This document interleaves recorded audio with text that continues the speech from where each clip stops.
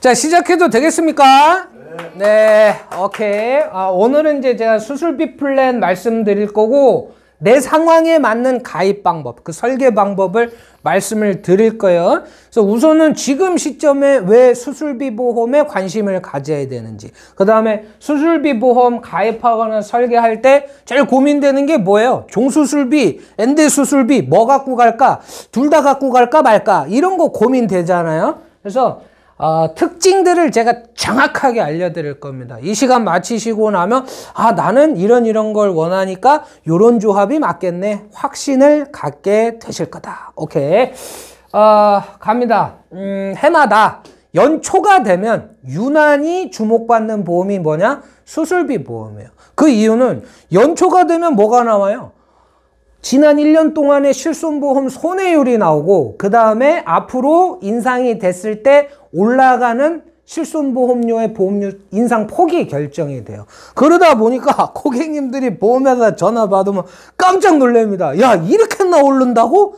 근데 문제는 이렇게 올랐다가 3년 뒤에 5년 뒤에 또 지금보다 두세 배 오르면 이거 나중에 70대에서 80대에서 유지할 수 있을까? 그런 거에 생각이 미치면 실손은 나이 들어서는 내 옆에 없겠구나, 이런 생각을 하시게 될 거예요. 그 실손의 보완제 역할을 하는 게 수술비인데, 아마도 올해는 있잖아요, 그런 생각을 하는 강도가 더 세질 것이다. 왜 그러냐면 지금은 실손만 문제가 아니에요. 실손 말고 양대축 뭐가 있습니까? 건강보험이 있죠. 근데 이 건강보험이 문제가 심각합니다. 이 건강보험 문제는 예전에도 있었어요. 근데 적자가 나는, 매년 수조 원씩 적자가 나는 걸 정부에서 지원을 해줬습니다. 2007년서부터 2021년까지, 자, 2007년서부터 2021년까지 정부에서 지급된 지원금이 얼마냐? 94조 원이에요. 에?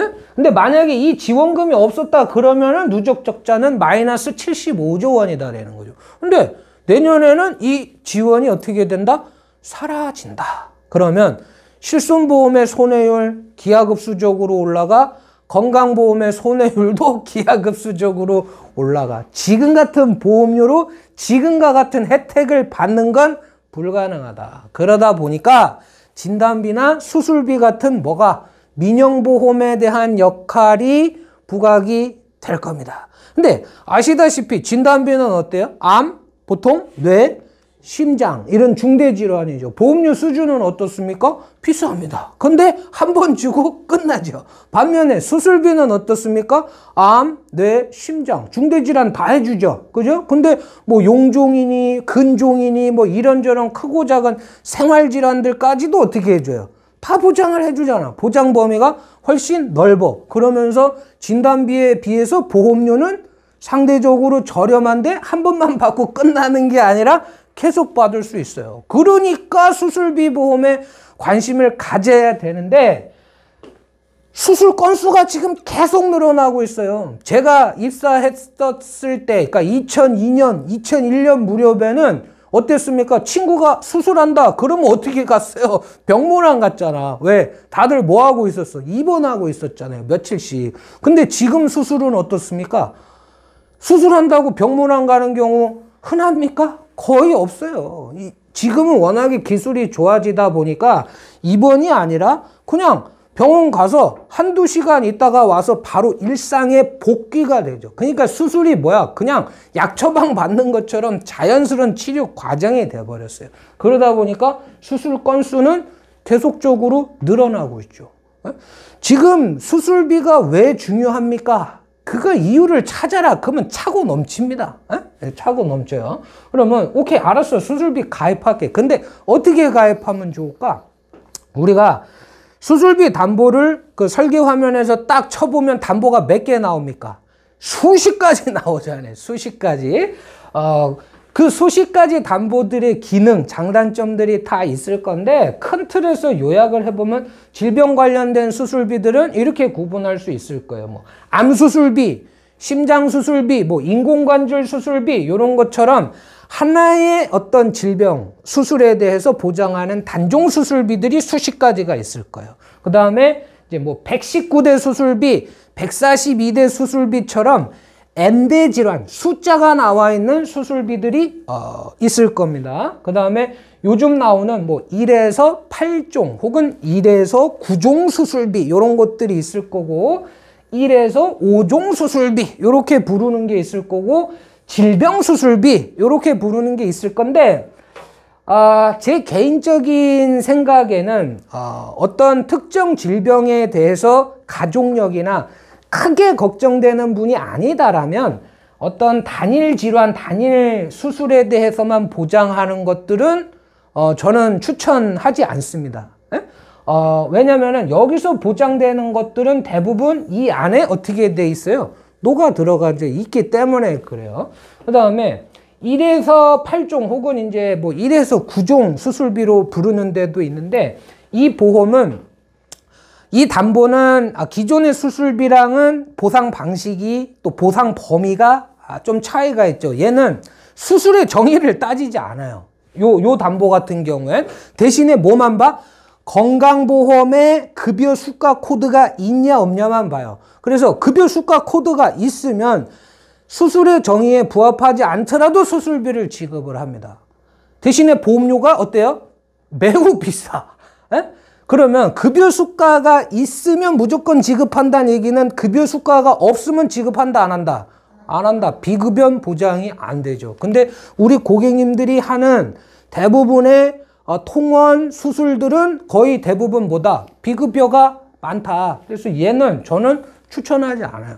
결국에는 요 질병수술비와 종수술비와 N대 질병수술비인데 그 중에 이 두 가지를 뭘로? 축으로 삼고 가는 거죠. 이 질병수술비는 사실상 안 되는 것 빼고 다 해주잖아요. 근데 가입 금액이, 보험금이 뭐 많아야 50만 원 정도 수준이기 때문에 어떤 메인으로 갖고 가기에는 조금 아쉬움이 있어요. 그래서 종수술비와 N대 수술비가 양대 축인데 여기에 대한 장단점을 확실히 집어드리도록 하겠습니다.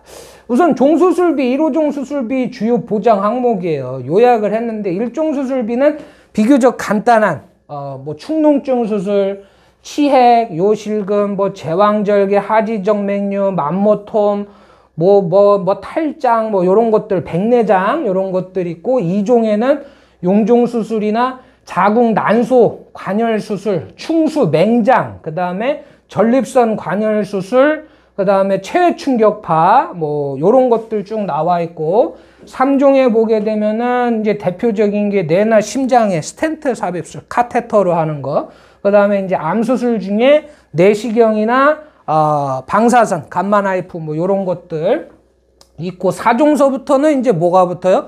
개흉, 개두, 뭐 개복 요런 글자가 붙으면서 보험금이 이제 커지기 시작을 하는데 주목해서 보셔야 될 게 뭐냐면은 5종 수술이에요.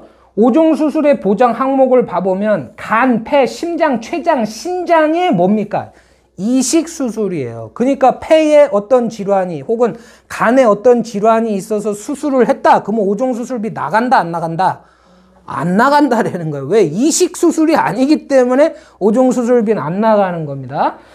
심장이나 뇌 쪽에 수술을 했을 때 뭐를 해야 돼요? 반드시 열어야 됩니다. 예? 머리를 열든가 가슴을 열든가 배를 열지 않으면 5종 수술비는 지급이 안 돼요.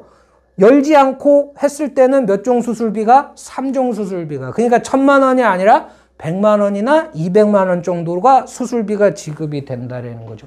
5종 수술, 1에서 5종 수술비의 장점이라 하면 뭐냐? 암 수술에 대해서는 굉장히 폭넓게 보장이 된다. 암 수술은 배를 갈라서 하기도 하죠. 혹은 복강경으로 수술을 하기도 합니다. 복강경 수술도 5종 수술비가 지급이 돼요. 암에 대해서는 상당히 폭이 넓지만 뇌나 심장 쪽에 대해서는 개복, 개두술이 현재 수술 비율로 보게 되면 높은 편이 아닙니다. 앞으로 기술이 발전하면 발전할수록 그 비율은 어떻게 될 것이다? 더 낮아질 것이다. 자, 그러면 한번 봐볼게요.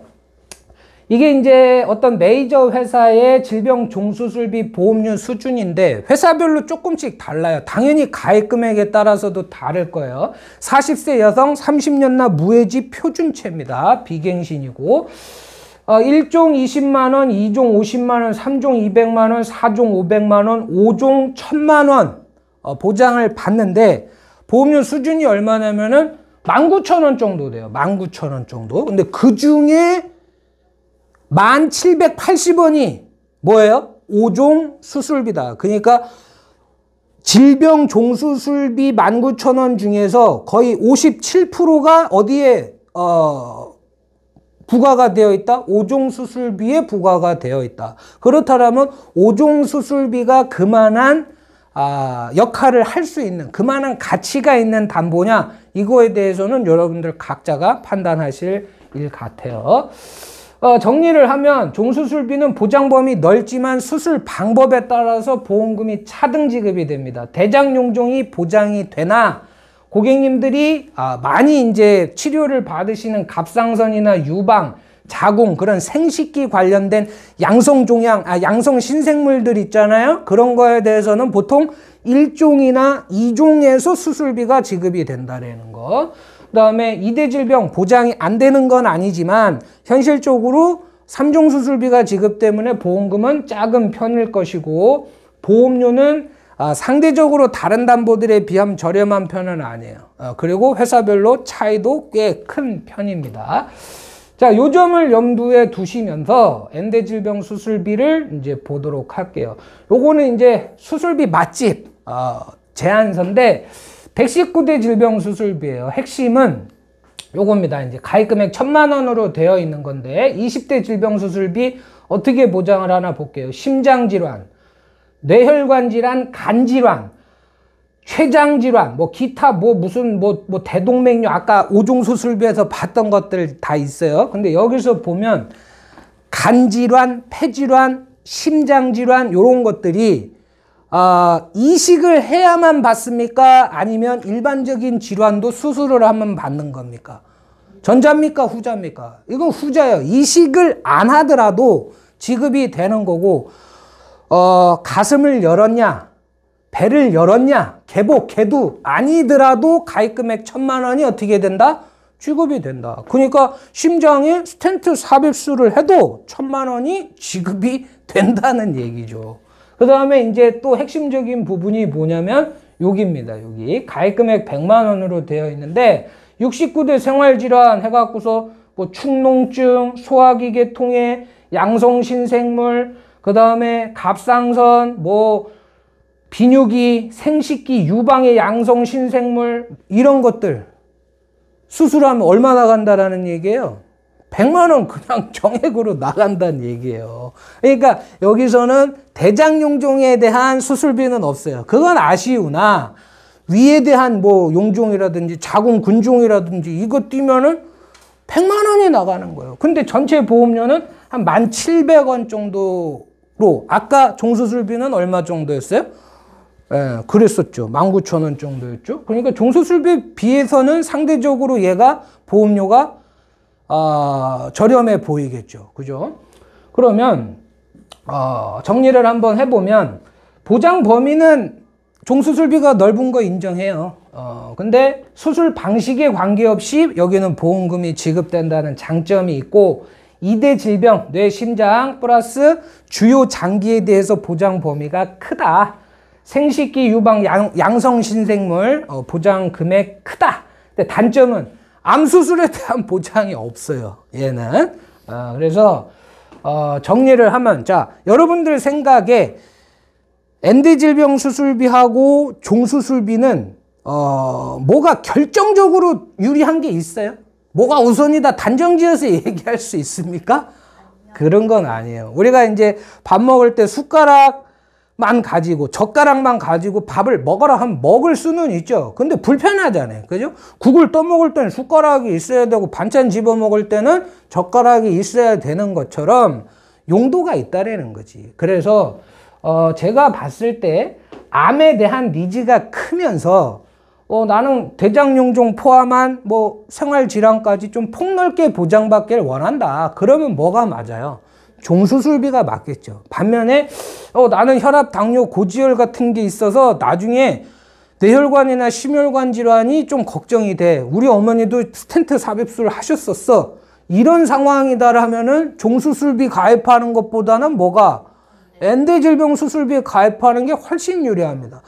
나는 갑상선에 우리 누나 보니까 언니 보니까 뭐 형제들 보니까 갑상선에 가슴에 생식기에 용종 같은 거 양성신생물들 많던데 그러면 종수술비보다는 뭐가? 엔대질병 수술비가 훨씬 더 뭐다? 유리하다라는 거예요.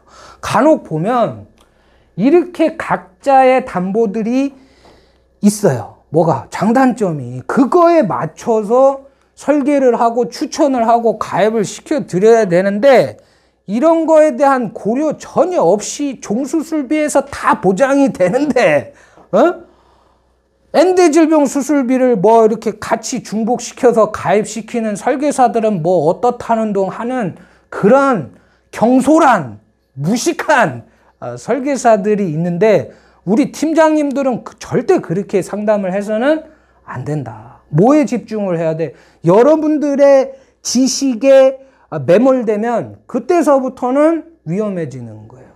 고객의 상황에만 집중을 하셔야 돼. 그리고 그 상황에 무엇이 적합한지만 생각을 하면 절대로 실수를 할 일이 없을 것이다. 그래서 정리를 좀 해볼게요. 수술비는 실손의 보완 역할을 할 거예요. 그리고 나이 들어서 실손이 없을 때 내 옆에 있어줄 수 있는 담보고 지금도 굉장히 받을 확률이 높은 돈값을 하는 그런 담보다. 진단비만큼 중요하니까 잘 준비를 하시기를 바라고 담보별로 장단점 분명하니까 내가 어떤 상황이냐 이거를 감안하셔갖고 설계를 하셔라. 근데 제일 좋은 건 뭐겠어요? 둘 다 갖고 가는 게 좋겠죠. 근데 이제 문제는 보험료인데 다음 시간에는 제가 뭘 해드릴 거냐면은 어지간한 회사의 질병 종수술비 수준의 보험료로 종수술비와 엔대질병 수술비까지 같이 갖고 갈 수 있는 회사가 있습니다. 유일한 회사 지금 한 군데 있어요. 근데 그게 또 12월 달에 종료가 된다네. 서둘러서 영상 올리도록 하겠습니다. 감사합니다.